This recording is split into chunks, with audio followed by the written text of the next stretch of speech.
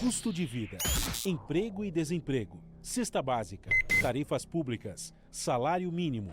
Agora, na Brasil Atual, a análise do DIEESE. Clemente Ganslúcio, diretor técnico do DIEESE. Olá, Clemente, bom dia.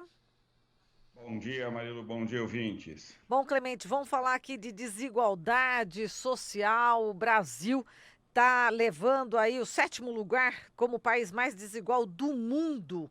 Melhor apenas do que os africanos. É isso, Clemente?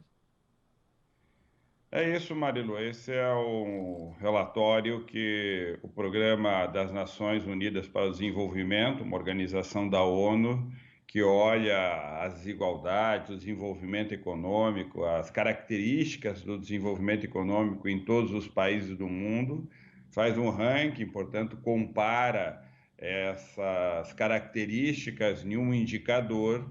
E o Brasil aparece no relatório de 2017, porque nós estamos falando dos dados de 2017. É provável que esses dados tenham piorado, porque o problema da desigualdade se agrava no Brasil, especialmente em decorrência do desemprego de longa duração.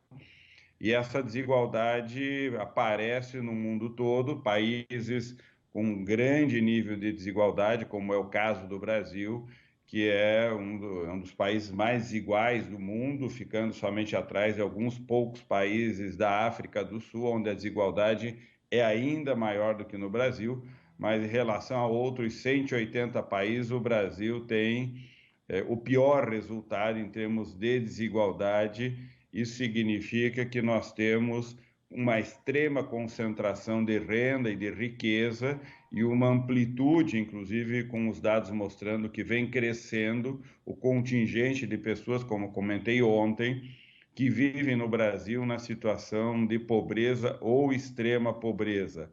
Essa desigualdade, ela é fruto de um sistema econômico que gera um volume de riqueza muito alto. O país é uma das maiores economias do planeta, ou seja, estamos entre as 10 maiores economias do planeta e estamos também entre as 10 economias mais desiguais do mundo, o que significa que nós temos uma concentração de renda extremamente elevada. Os 10% mais ricos no Brasil concentram quase 42% de toda a renda, de toda a riqueza gerada na economia brasileira. O 1% mais rico concentra mais de 28% de toda a riqueza gerada aqui na economia brasileira. Portanto, há uma riqueza sendo produzida pelo trabalho, ou seja, o resultado da nossa atividade econômica é a produção de um volume de riqueza bastante expressivo em relação à economia mundial, mas temos nessa produção um processo de concentração de renda e riqueza muito pesado. Para que nós tivéssemos uma situação revertida e, portanto, um processo de desconcentração de renda, de um lado a economia deveria estar claramente orientada para um crescimento econômico com a geração de emprego e o crescimento dos salários, o incremento da produtividade, portanto, a introdução de tecnologia, de novas formas de gestão da produção voltadas para um emprego de qualidade e para o incremento dos salários. De outro lado, uma estrutura tributária progressiva, onde quem ganha mais e quem tem mais riqueza paga mais impostos. No Brasil é o contrário, os mais pobres pagam proporcionalmente mais impostos do que os mais ricos. E de outro, as políticas públicas serem claramente orientadas para oferecer educação, saúde, saneamento, transporte coletivo e todos os serviços públicos que deviam ser universais, com acesso gratuito e com qualidade. Ou seja, todos esses elementos estão ausentes ou tem uma carência enorme em termos da sua oferta na economia brasileira. Os empregos rareiam e são de baixa qualidade, com salários muito baixos, e um desemprego de longa duração de uma economia que, ao produzir muita riqueza, faz essa produção voltar-se para um processo de concentração de renda que gera desigualdade, pobreza, miséria de um lado e uma riqueza extremamente concentrada do outro lado. Portanto, um país que vive uma situação de iniquidade, de desigualdade muito grande, que está materializado nas condições socioeconômicas que vivem a grande maioria da população brasileira. Clemente, Marilu. como você falou, o Brasil tem 1%, né, dos mais ricos, tem as riquezas de 28,3%. Quer dizer, quase um terço está na mão de 1% apenas dos mais ricos. E o que chama a atenção é que o Brasil, nessa questão, nesse quesito de concentração de renda, está em segundo lugar, perdendo só para o Catar. Como é que a gente vai conseguir um desenvolvimento no país com esse nível de concentração, hein, Clemente? Exatamente. Um dos principais entraves para o crescimento econômico e para o desenvolvimento, que significa um crescimento da atividade econômica, gerando distribuição de renda e de riqueza, é justamente o grave nível de desigualdade.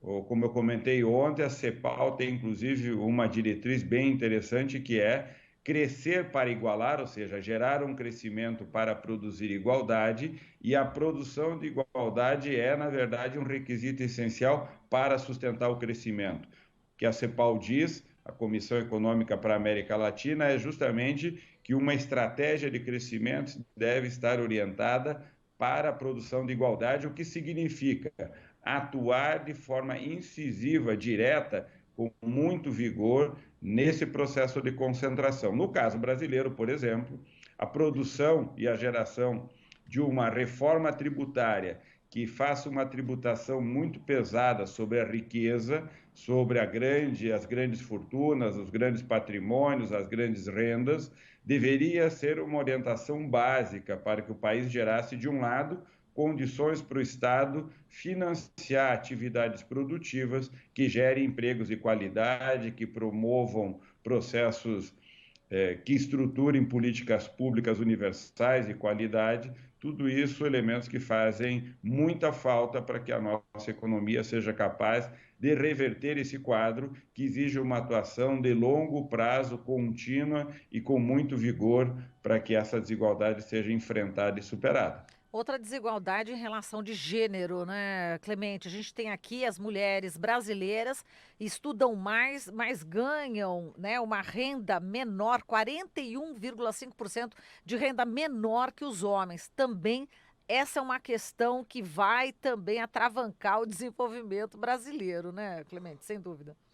Exato, as desigualdades, Marilu, elas estão materializadas em múltiplas dimensões entre homens e mulheres, como você falou, entre negros e não negros. Portanto, os negros têm uma situação muito desigual e quando juntamos essa característica de negros e mulheres como uma unidade, as mulheres negras ainda têm uma desigualdade superior em relação às mulheres brancas. Se nós considerarmos, por exemplo, dos jovens, as meninas negras jovens, portanto, que estão iniciando o mundo do trabalho, no geral, começam no mundo do trabalho em situação de desigualdade muito maior do que os homens brancos, por exemplo. Se nós olharmos em termos de região, a região sul tem uma situação econômica muito mais favorável e a região sudeste mais ainda do que, por exemplo, a região nordeste ou norte, ou seja, nas cidades, mesma coisa, tem regiões muito ricas e desenvolvidas com regiões